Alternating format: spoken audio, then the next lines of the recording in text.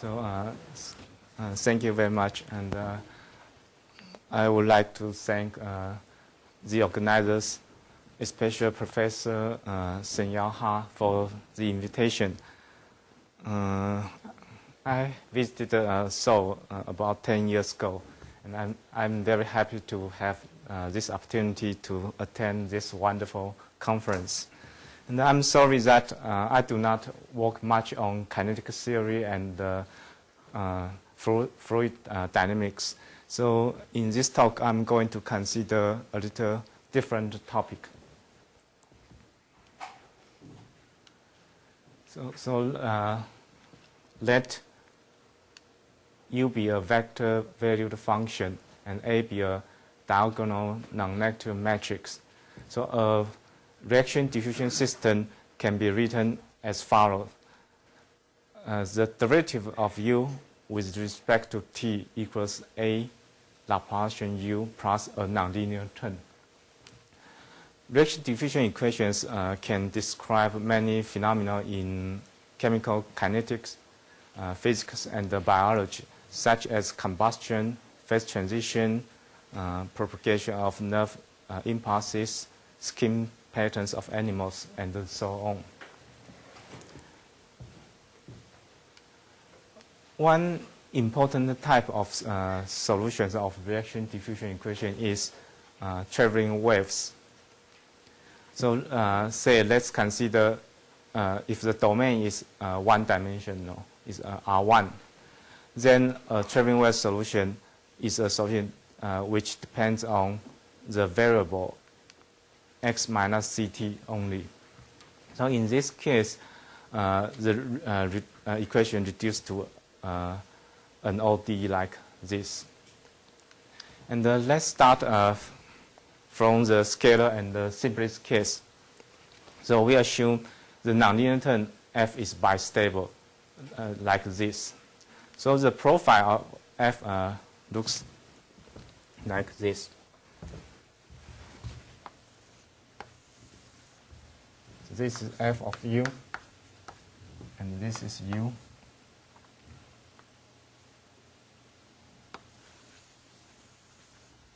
We have 1 here and a 0 here, and some a here. And the reason we call this bistable is if one consider solution homogeneous in space variable, then the equation reduced to u sub t equals f of u. So in this case, it's easy to check that 1 is stable, and also 0 is stable with respect to this ODE, and the A is unstable. So this is called a bistable model. And a typical problem is to consider a train wave which connecting 1 and 0. So the profile looks like this. This is x, and this is u, and this moves, say, to the right, and the c is the wave speed.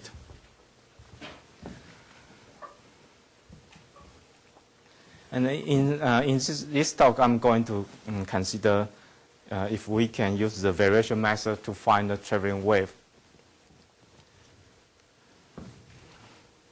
So the first question is how to determine the wave speed. So we have the equation here for the traveling wave. So that's z equals to x minus ct. Then we have the uzz plus cuz plus nonlinear term equals 0. So we can write c as minus uzz plus f u over uz.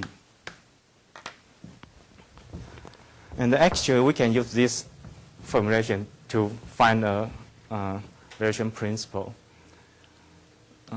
Hedera and Lotte in 75, they use this quantity. So for a given function v, we define this quantity to be precise.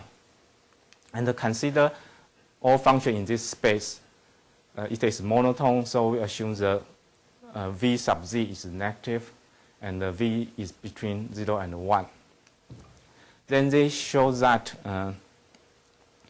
the speed can be categorized by a minimax principle.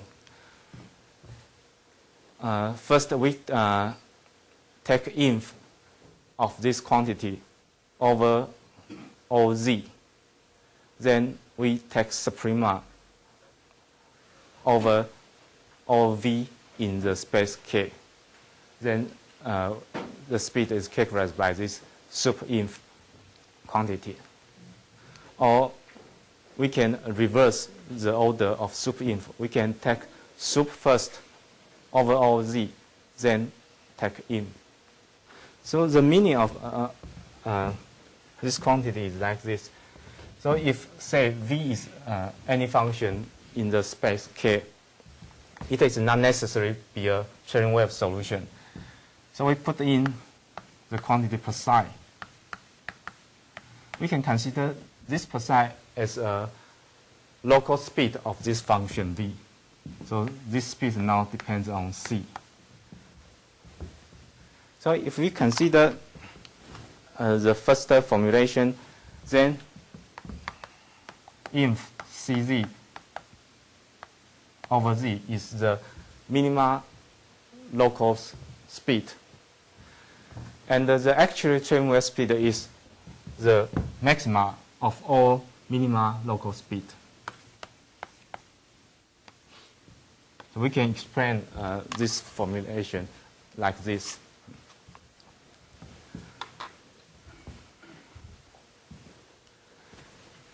Then in 1994, Varper generalized this principle to monotone systems. And in 1979, Gartner, Friedlin, and in 2001, Hans Papanicolaou Stevens, they generalized this principle to the case of inhomogeneous media. And to use this principle, one needs some assumptions. First, we have to assume that the Cherenkov wave we are finding is monotone. And also, we have to assume that the Cherenkov wave has some uniqueness and stability in a suitable neighborhood in the function space. So there are a lot of restrictions to use this principle. And the related question is, can we use this principle to find the Cherenkov wave solution? This principle is This principle is for the wave speed, not for the solution itself. So can we use this principle to find the Cherenkov wave itself? Actually, it seems not so easy. So let's consider another approach. So if the wave speed is 0, we can consider the natural energy functional. So this is the gradient term. This is the nonlinear function, capital F. So capital F is defined by the integral of negative integral of small f. So the profile of capital F looks like this. This is small f, and capital F looks like this.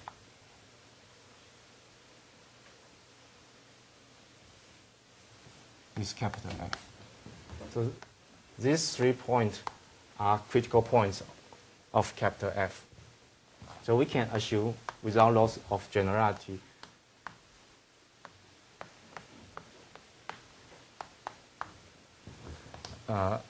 f of 1 is less than f of 0. So 0 and 1 are stable equilibrium for the OD. And so we can think that the capital F is some kind of potential. So the potential at 1 is less than the potential at 0.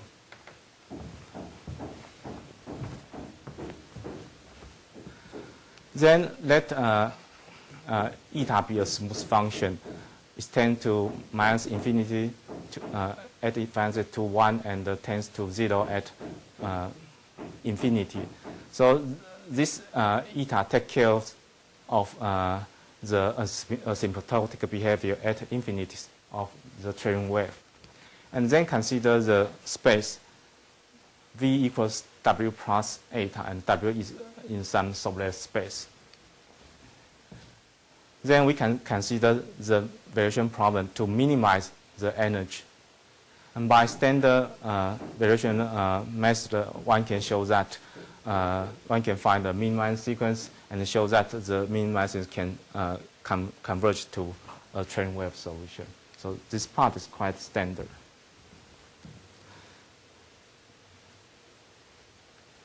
And for the case, the wave speed is not 0. So as I have assumed that f of 1 is less than f of 0, so that the potential of 1 is more stable than the potential at 0. So that means the wave has a tendency to approach 1 stronger than to approach 0. So the wave will move to the right. That means you have more and more values which tends to 1. This is the intuition why we know the wave speed is positive. And now we consider weighted energy functional. Then the Euler-Lagrange equation of this energy corresponds to this train wave solutions. So this is just a simple calculation. So we do some perturbation of this. That's 5-year perturbation. Then I use the notation EC. Then it is easy to see. We have this.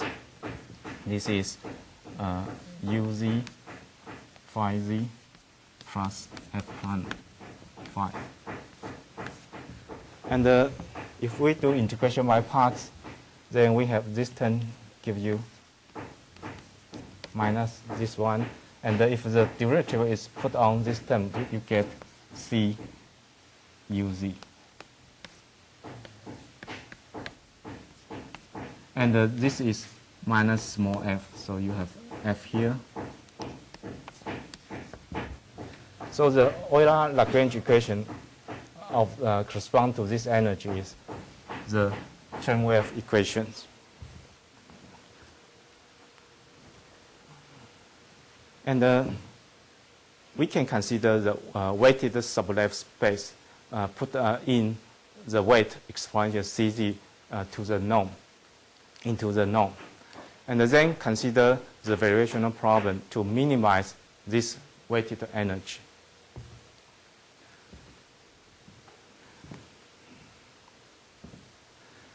And unfortunately, there are several difficulties to use this variation setting.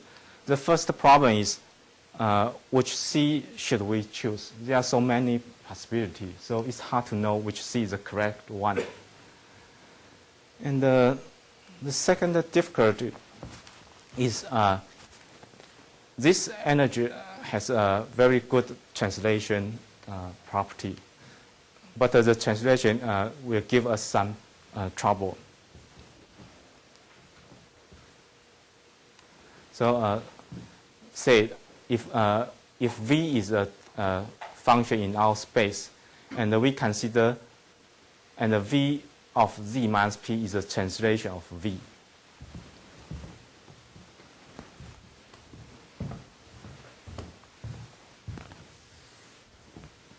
So say this is V, this is Z, and we choose one point of V, so this is VZ.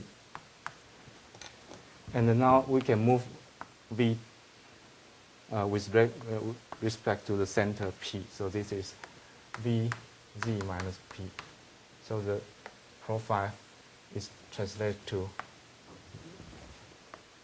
here. So this point is moved to this point. Now we calculate the energy of this translated function.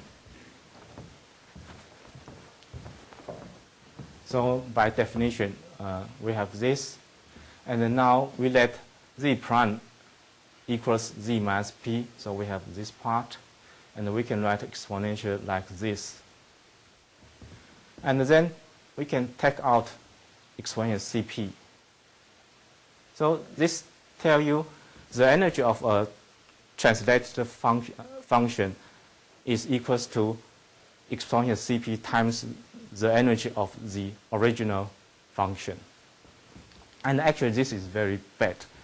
There are only two situations. The first is that if you can find a test function V bar which has negative energy, then we can translate this test function and let P tends to infinity.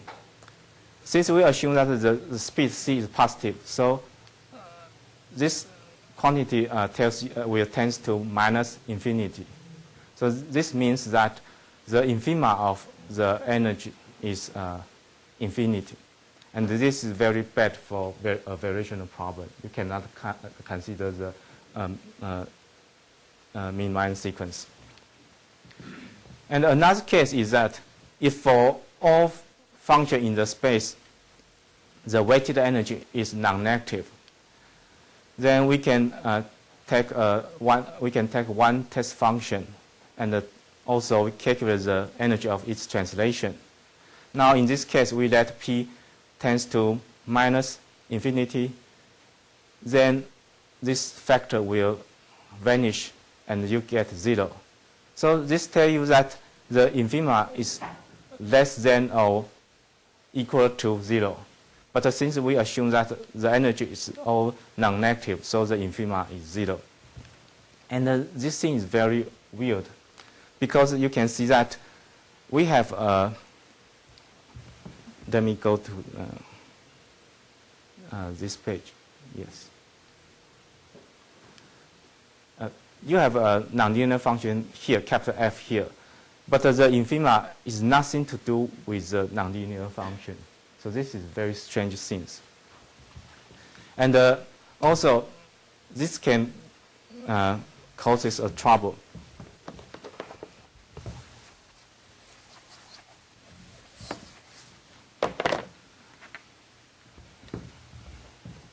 If one consider the problem to minimize the weighted energy, then the standard step is to find a mean-minus sequence. But it's easy to see that the V bar here with x minus Pn, where Pn is some sequence tends to minus infinity. Then this sequence is also a mean-minus sequence. So this is bad mean-minus sequence. It will tend to some trivial function, say 0 or 1. So that means that very possible you, of course, you have some mean-minus sequence for the second case, but it is maybe a very bad mean-minus sequence like this. If you take limit, you get nothing. So this energy looks good, but actually it's not so good. And, however, there are some people use this energy already. In 1775, and McLaughlin used a cut of the weighted energy to prove stability of traveling wave. And later, then Hans considered this weighted energy in a variation setting. And Muratov, Lucia, Novago, they have several papers on this weighted energy.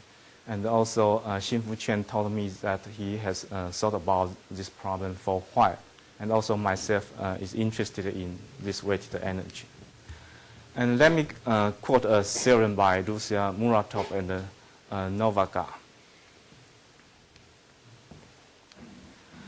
they consider a gradient system on infinite cylinders.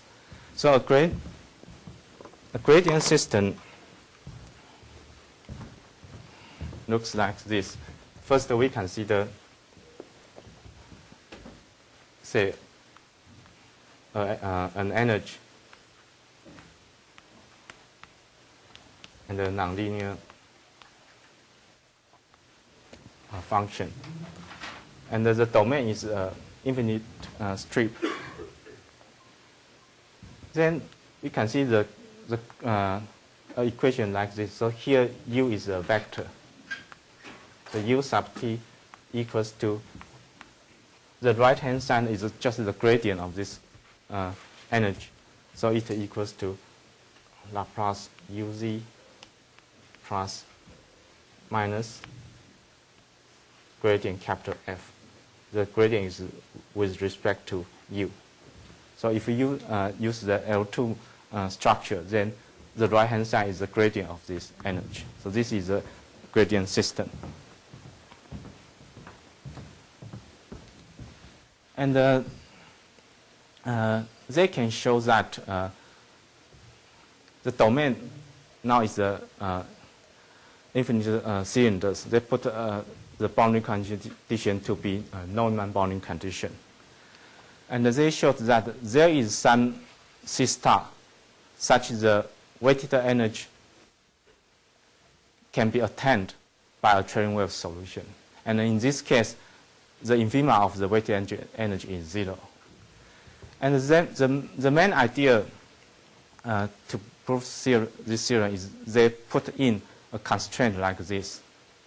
They assume that the weighted L2 gradient norm is 1.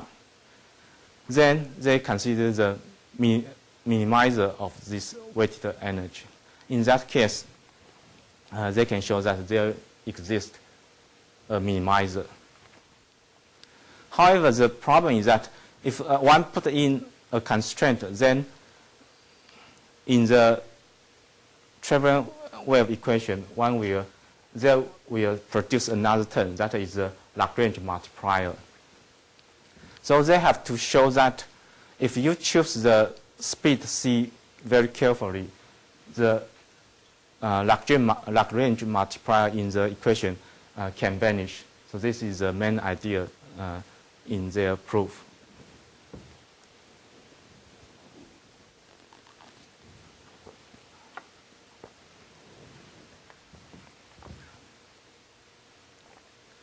So in this talk, I would like to use another approach. So to kill the translation of the weighted energy, I consider another weighted energy.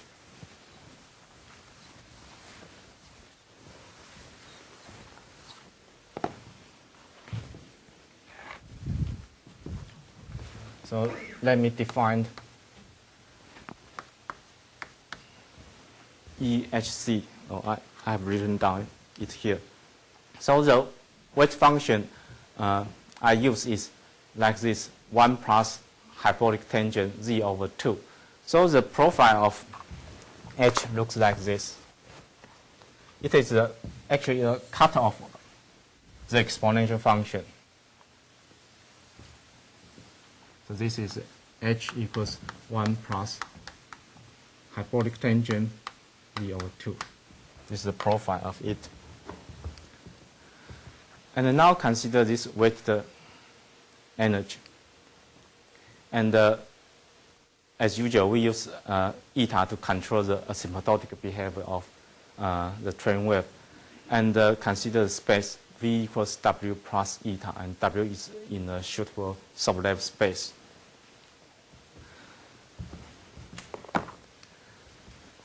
And since H is no longer the exponential function, so we have killed the translation property of the energy functional. And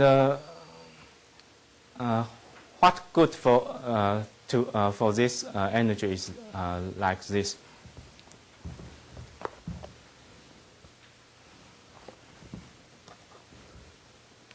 So in this energy, we have gradient term here. So the gradient term looks like this. This is the gradient term. And for capital F,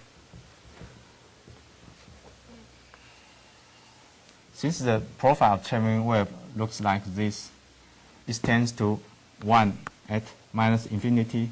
So F1 here is negative. And the train wave solution tends to 0 at plus infinity. So F of 0 here is 0. So the profile of capital F looks like this. It is negative on this side and tends to 0 on this side. So this is the profile of capital F.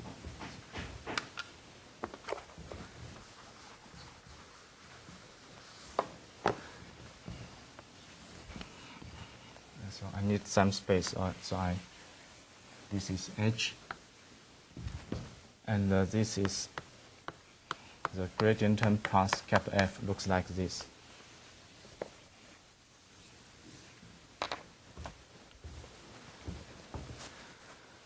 Now I can see the energy of the weighted energy of translations of a function.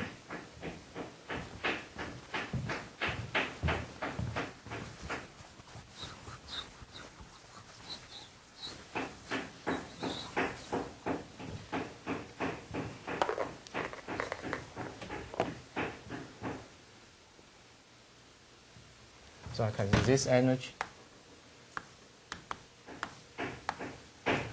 So V just a test function. And this is Z minus P. And I consider this picture.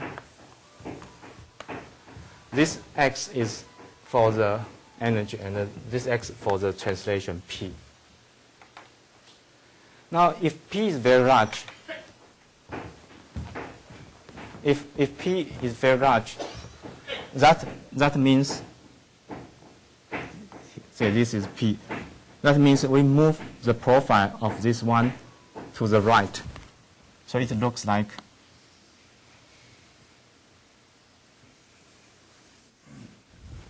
and you can see we have a negative here, and this is almost 2 here. So this part will contribute a lot of negative amount. So if P is very large, you can see the weighted energy of the translated function is negative when P is very large. And if P tends to minus infinity, then we have to move this profile to this part. So we have something like this. And you can see around this part, because the weighted function h is small, so the contribution to the energy is almost 0. So we have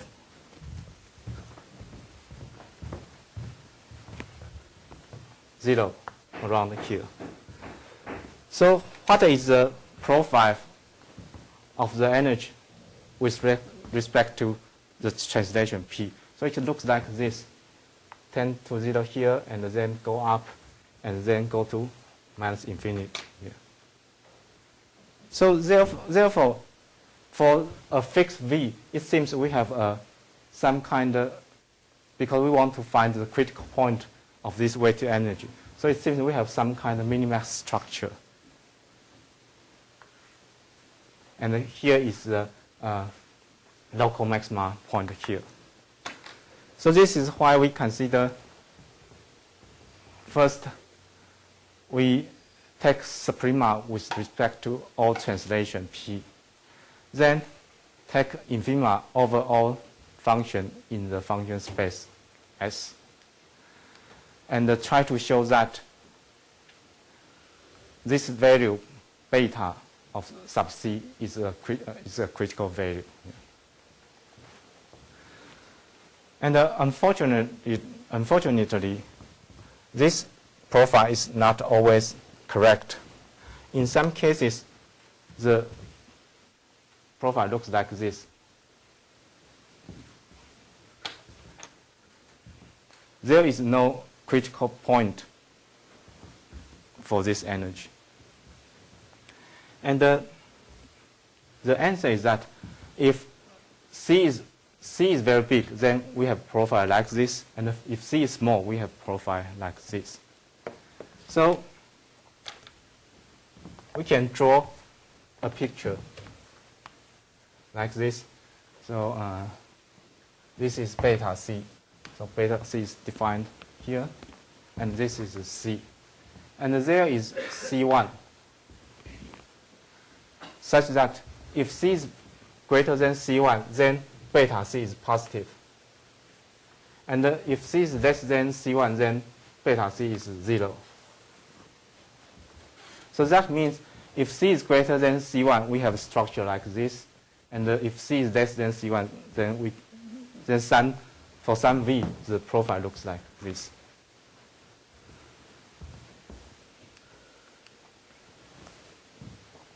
So use this value beta C. Actually, we can show that if C is greater than C1, then there is a critical point VC of the energy, such that the energy takes the value beta C. And this VC will satisfy the Euler-Lagrange equation. Please note that this equation is not the train wave equation. It's different in this term. However, when we let C tends to C1 from above, then one can show that this term will tend to C.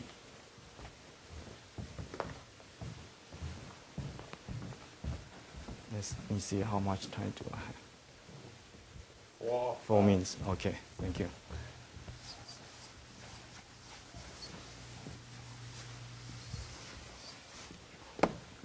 So we have a sequence of solution VCK, which satisfy VCK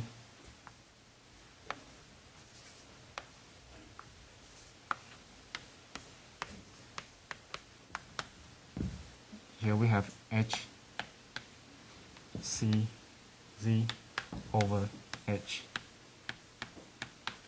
and here is the derivative and the nonlinear term.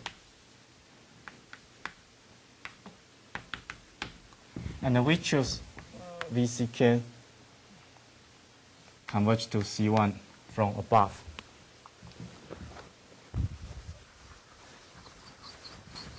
Then the behavior of the VCK looks like this. Again, this is a weight function.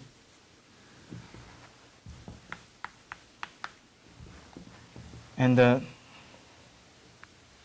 this is VCK. And we can choose some points as the center of VCK. So let me denote this point to be QK. When CK tends C1, we can show that this QK will tend to minus infinity. So that means if we translate this center to the origin, that means VCK, in this part, the VCK will touch the tail of H. So if we assume that we move QK to the orange, that means we have to move the weighted function to the right. So in that case, since this weighted function is 1 plus hyperbolic tangent, and this is looks like exponential CZ. in the tail part. So that means this will tend to C. So after finding some suitable subsequence, we can show that this will tend to send function V, and V satisfies the train wave equation. So this is the idea. So this gives another approach to find the train wave, and another approach to explain why there is traveling wave speed.